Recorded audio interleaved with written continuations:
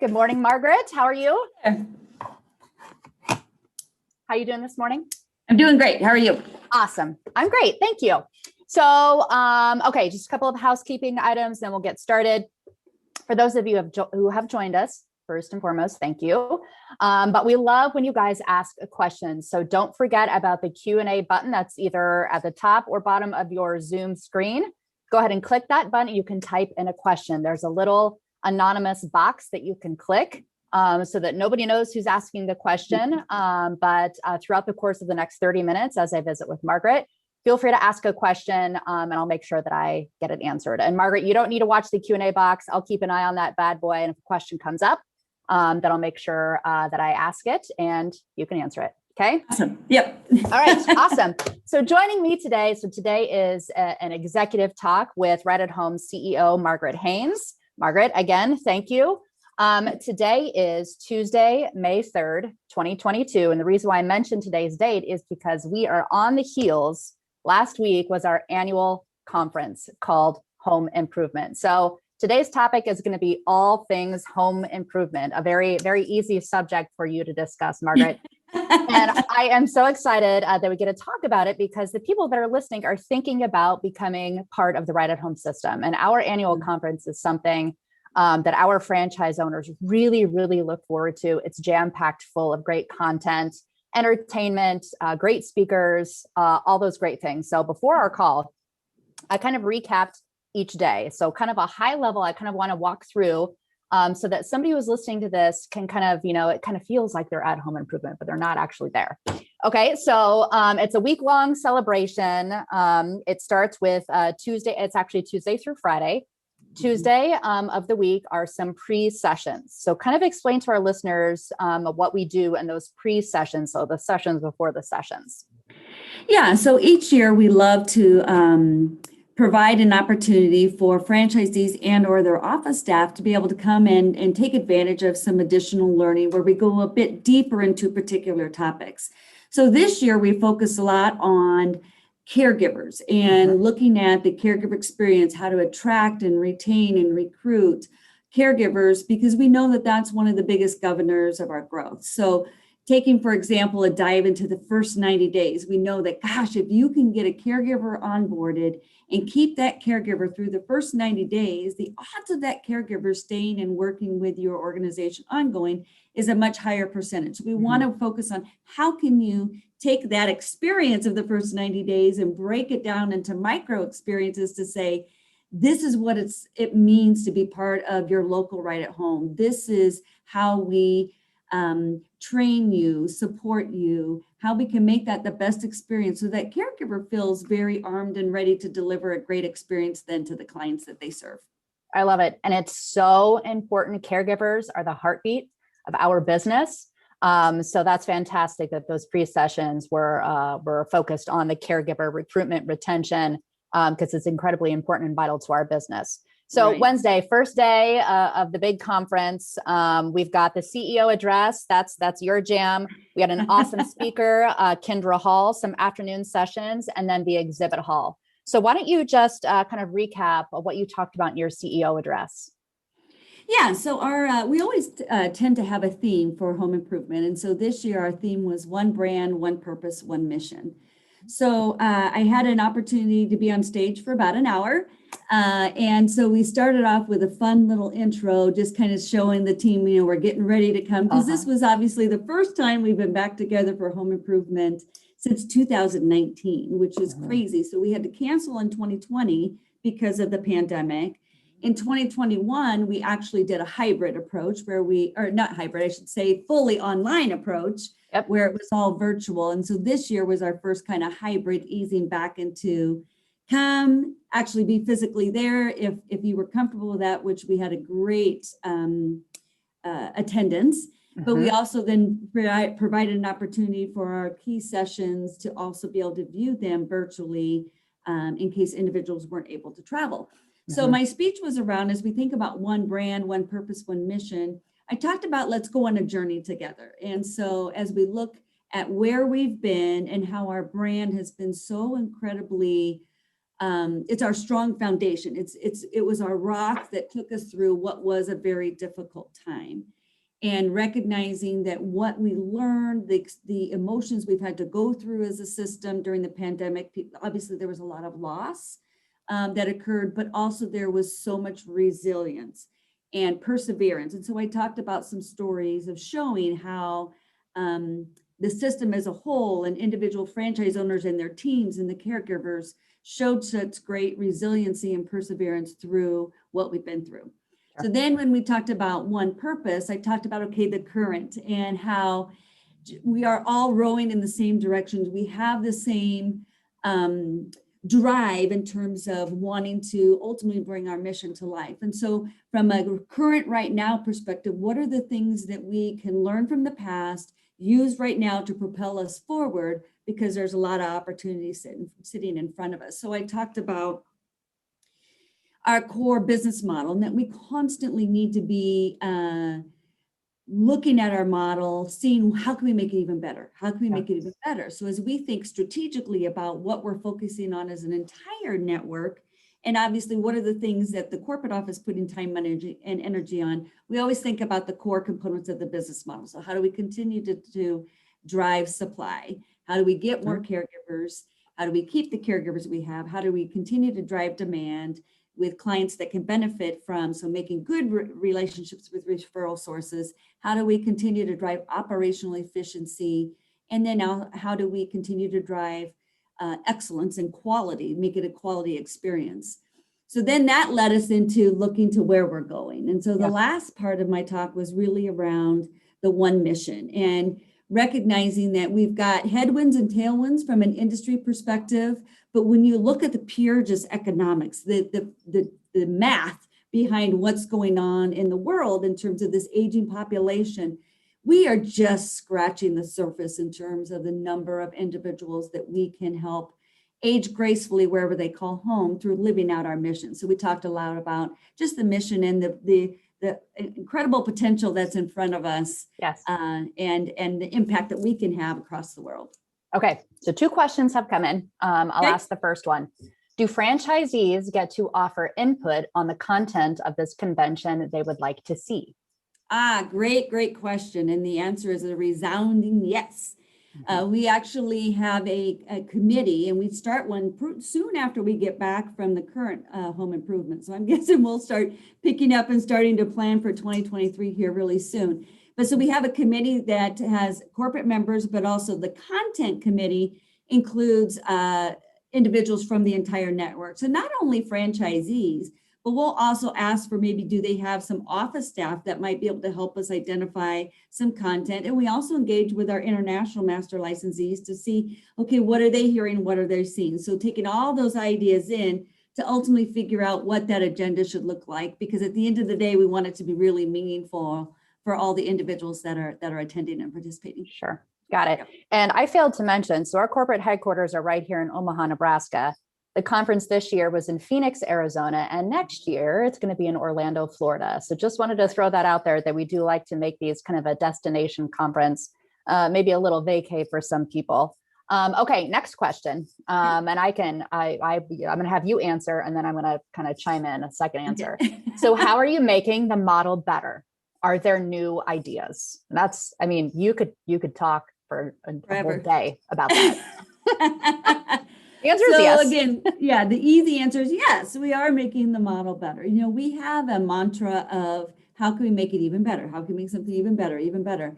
And so when we think, I always like to visualize, I'm a very visual kind of person, but so we put together a visualization of the business model several years ago, where you break it down as just its core functions. So as I mentioned, we always want to think about how can we continue to help the offices be successful in getting the employees that they need in their local market. And we know, and we've talked about and mentioned, you know, caregiver is the biggest governor on our growth, but it's also the heart of our business. But you also have employees as an independent franchise owner that you need to hire for the office staff.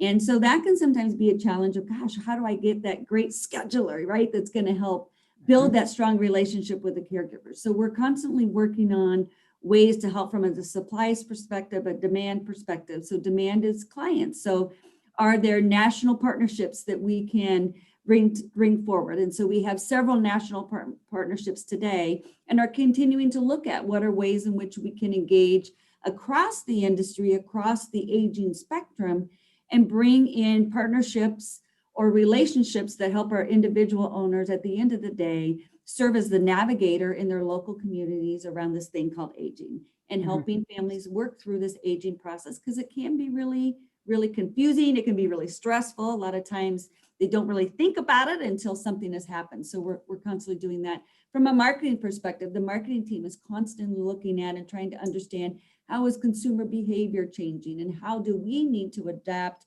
our marketing to meet those changes, not only on the consumer side in terms of using our services, but also on the caregiver side, employment side, what that employment brand needs to look like, and how do we market the employment brand at the local community, knowing that the caregivers that may be working for your business will go across many generations, right? So I talked about, we're in a situation now where the workforce is made up of 4 different generations all working in the workforce now, and that's never happened before. So how do we adapt, knowing that we may have some individuals that are Gen X's, and we may have some individuals working for you that maybe are baby boomers that are wanting to just do, something volunteer with a paycheck is something that we talk about with some of the older caregivers that they have. They're really doing it because they just care so much about taking care of others. Yes, very true. So my answer to that question is that I've had a front row seat to many meetings, many discussions where Margaret is not just thinking about the now, but she's thinking about the future. As we all know, we've got competitors. There are a lot of other businesses out there that are providing senior care to seniors and adults with disabilities in their homes, which is the core of, that's our business model. But how can we improve that? Not just now, but thinking way far into the future. That only benefits our system as a whole, our franchise owners, and everything that we do. So the answer is yes. We're not thinking about the now. We're thinking about the future, and far into the future, and how to improve that business model. Okay, another question. Who is invited to the conference? Just franchisees? Yeah, so it's not just franchisees. So we open it up also to their office staff. And this year, I think we had about 80 individuals that actually participated in person that were from an office staff perspective. So franchisees will sometimes reward their teams and say that they'll bring a couple of their managers or whatnot with them as kind of a thank you, but also a way for them to really get a feel for a sense of, gosh, I'm part of something bigger than just my local office. And they can start building relationships with other individuals that maybe walk in the same shoes that they are, in terms of, are they working from an HR perspective or scheduling perspective or operations kind of perspective. Sure. We also invite our international master licensees, and they tend to typically bring some of their own franchise owners as well that participate. And we have lots of vendors. So a lot of our partners that we're doing business Sure. with or that provide services, they also participate in the meeting. Got it. Okay. Yep. So we've got about 15 minutes left. There's some key points that I want to make sure that you talk about. So we actually had 2 speakers during home improvement, 2 very awesome speakers. So maybe touch a little bit on each one. The first one was Kendra Hall, and the second one was Aron Ralston. So maybe just kind of recap both of those speakers and what their message was to our franchise owners. Yeah, so Kendra Hall, her topic is all about the value of storytelling and how it's so important as you're out there. And she gave some great examples. So like when you're out there talking with a family member that is trying to decide, well, which home care company should I go with? A typical response may be, oh, well, you should go with us because we provide these services, and start rattling off all the services that you provide. But she said, that's not the way to actually make a connection. And that's not the best way in which we can illustrate the value and the impact. So instead, she would say, tell the story. And the beautiful thing is that across the Right at Home network, all of our owners, everyone that's involved with the brand, they have a story behind why they came to work for this brand and why this brand is so important for them and why they're so passionate about the mission. So her topic was around saying, tell that story, because that's how individuals can come together. So when I, talk to individuals about, gosh, what does Right at Home do? I say, well, let me just tell you what they did for me and my family. Because Right at Home played an incredible role in allowing my dad to be the husband and myself and my sisters to be the daughters as we watched my mom's Alzheimer's progress. And so by just looking at, okay, we had home health come in and help her, right? But we also needed Right at Home to come in because home health was very transactional. They did their role. They did a great job. They helped us understand the dying process. But it was Right at Home that was there to help us think through the spiritual things and just actually give the respite that we needed so we could really enjoy our remaining days with mom. So that story means so much more to someone in trying to figure out, gosh, do I want to work with this company versus, well, let me come in and we can help you with respite care and we can help give mom a bath and whatnot. The story and the impact is going to resonate better. And so that was what Kendra really spoke about and did so with just like this ball of energy. She was just such an amazing speaker. And then when we talk about Aron Ralston, he was our second keynote on, so he was on Thursday. And he was just he had an entire story to tell. His whole talk was about his particular journey through and overcoming a boulder that was, quite frankly, keeping him captive. And so if you don't know his story, he's the individual that now there's a movie out there about him. He has a book, but he's the hiker that went out on his own, hiking, got caught, fell down in a ravine, a boulder came loose and it trapped his hand and he wasn't able to get his hand loose. And he ultimately, over the next 5 days, had to go through a lot of emotions and a lot of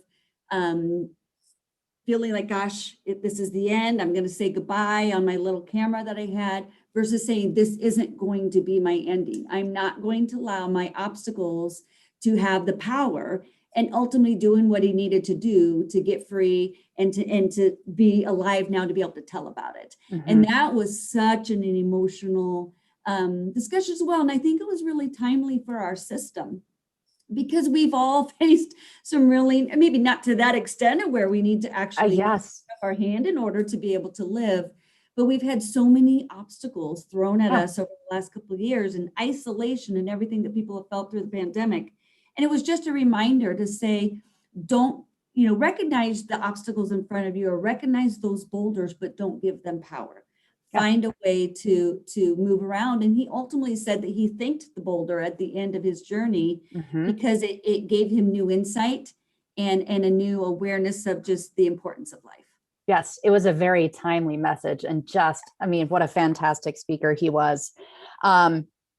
Okay, so last but not least, well, actually, I'm gonna save this next, what I was about to talk about, for the last topic. But I just, so Tuesday, there were a bunch of afternoon sessions, same with Thursday, sessions that were, it was content, a lot of feedback from our franchise owners. Hey, why don't you have a session about this? Various topics that were specific for the franchise owners could choose which sessions they attended. A wide range of topics, all in the afternoon. The exhibit hall, you mentioned there were vendors that were invited. So it's an exhibit hall of a bunch of vendors where franchise owners could go and scope out these different vendors, these different partners, people that we have relationships with are just going to help our franchise owners in their business. So Thursday night, big party. So lots of things to celebrate our franchise owners. There was a dance, there's music, a great time to get together, which, by the way, you mentioned attendance. So I have heard there are other franchise concepts where they view their annual conference as like, I really don't see the point in going. That is not the case here at Right at Home. I know that for an absolute fact. There were a ton of people who attended. So maybe just comment on, are the people that attend, franchise owners that attend, are they mostly new franchise owners? Is it really just catered to new people and how to help you start your business? Or were there some pretty tenured franchise owners, and applies to them as well? Yeah, great question. I would say, I think we had a really balanced mix. So from those that are just starting in the system. And so this was like, oh my gosh, the first chance to actually put some names with faces of people that they've never met before, to owners that have been in the system. So we've been franchising for 22 years, and we have owners that have been there that have been franchising with us for 20 plus years. So We had a very broad range of that. And what was great is not only all of the breakout sessions that had particular speakers, but then on Friday morning, which is a half day, it's kind of the final day, we also had what we called solution rooms. And this is a great thing that every year the owners are like, this was one of the best things of all the things that we did, and we broke it down by tenure. So there was 0 to 5 years, 6, so then 6 to 10 and 10 plus. Yep. And then we also had a fourth one that was just for office staff that were there. And that's where they come in and they start to talk about what are those boulders? What are the things that they're facing in their business right now that they need some brainstorming on? And so then they have an entire table that's sitting there helping them brainstorm around something that maybe that is keeping them up at night. And they always walk away with a great list of, here's some additional things that I can try or think about, because we know there's so many great ideas out there across the network. And that's the one thing that I love about the franchise model itself, is you are in business on your own in terms of your own business, but you're not in business by yourself, right? So you get to take advantage of all these other individuals across the entire country and across the world when we talk about our international master licensees and franchise owners there, to share best practices about what's working. So that was a wonderful element of it, in terms of having it really be a broad brush of lots of tenure, lots of different stages of tenure and growth in their business. Okay, so we have talked about sessions, specific sessions, various topics that franchise owners can choose from, solution rooms where you can visit with other franchise owners who have been franchise owners around the same length of time as you. And then are there franchise owners that actually speak, I'm kind of looping this into, this is one of our questions. Are franchise owners presenters too? So there were some sessions where we actually have franchise owners speak on a specific topic. Maybe talk about that a little bit. Yeah, absolutely. So we always love to tap into the knowledge base across the system. And so I know there were several sessions, one in particular that just popped in mind as you were talking about that, where it was a panel of owners, and it was around our strategic partners. And so we had one of our corporate owners that works from a sales enablement perspective, really focused on that demand side of the business. She helped lead a panel talking with, I believe there were 5 different owners that were sitting on the panel. Yep. And they spoke about how they're leveraging these national partnerships in their local community, and how that's making a difference in either meeting the needs of the consumer or identifying consumers that can benefit from the Right at Home brand and the Right at Home experience. I love it. We have the conference that we put together for our franchise owners is so great for exactly what they're looking for to help them in their business. It's fun, it's exciting to see one another, but it's also, I mean, our franchise owners learn so much from the topics that we put out there in the sessions that we put together for them. So last, but were you going to say something, Margaret? Well, I was just going to say it's also wonderful at the meeting, because the friendships that have been built over the years between the franchise owners is just, it's like nothing else, to where we have franchise owners that have left the system,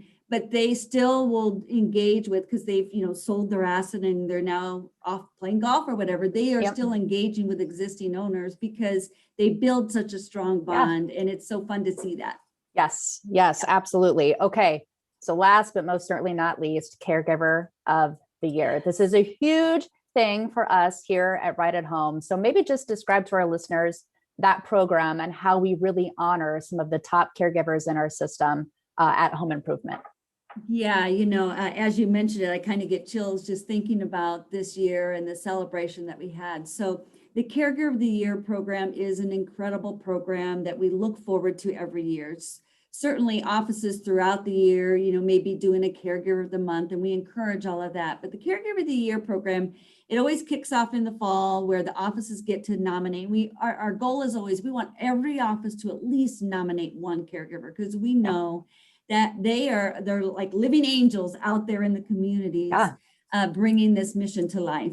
So then nominations come in. Ultimately then, that gets boiled down through using an internal panel that's made up of individuals in our industry. And then eventually we have an outside panel that ultimately decides a national winner. But we take all these nominations and boil it down to ultimately then 8 regional winners. So we take the US and we divide it up into 8 regions. So there'll be a regional winner for each region.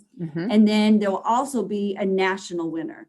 So then throughout home improvement, we'll start recognizing those regional winners. And we go out and do video of them and get to hear about, why they were nominated from the office staff that nominated them, what makes them special. And then we get to interview that caregiver as well in terms of what it means to them to be part of the Right at Home system. And it is a tearjerker kind of event because it's just such touching stories. And then it all crescendos with at the very end of the conference on that last day is where we celebrate the National Caregiver of the Year. And this year, actually, we were extra lucky because not only did we have our national caregiver to celebrate, but we also last year had one of our caregivers win the national for our association as a caregiver. So we really had 2 big awards that got to be recognized and so deserving. It's just so wonderful to hear how they put their client first and the way in which they bring that Right at Home mission to life. Yes. So the caregivers putting the client first and the franchise owners showing how much they appreciate their caregivers. And something that makes, I'm going to speak for everybody here at corporate headquarters, just so proud of our franchise owners that they get out there and they create this business. They create employment for all of these caregivers, and these caregivers who just absolutely love what they do, the franchise owners who absolutely love what they do. And what an awesome way to show how our caregivers, how much we appreciate what they do by recognizing them. I just love the whole program. And we make it, it's the final thing that we do at Home Improvement. That's how important it is to us. So I just love it. Okay, so we've got a few minutes left. For those who are listening live, if you have any final questions, go ahead and type them now and I'll make sure that Margaret gets them answered. Margaret, are there any closing thoughts that you'd like to add to our listeners and the conversation today? Well, I'll just add, thank you for taking the time to listen to this and to be considering a home care company. So certainly I'm a little biased, and I would say Right at Home is certainly such a unique and special network. And it's hard to really encapsulate that in words. It's almost like you have to feel it. And I'm hoping at least you're feeling some of the excitement and some of the energy that is part of what makes our network unique. And so we know it's a big decision to decide whether or not you want to get into home care. And then if you want to get into home care, do you want to do it through franchising? If through franchising, with whom? But I'm confident that you'll not find a better system that is really passionate about improving the quality of life for those that we serve. And it was such a pleasure spending so much time with the network last week because their energy fuels everything that we do on a day-to-day basis. Yes, I agree 100%. Okay, no more questions have come in. Time flies when you're having fun, Margaret. I think I say that every single time I do these calls, but thank you so much for joining me today. I'm sure that our listeners sincerely appreciate and thank you as well. So until next time. My pleasure. All right. Have a great day. Goodbye. Bye-bye.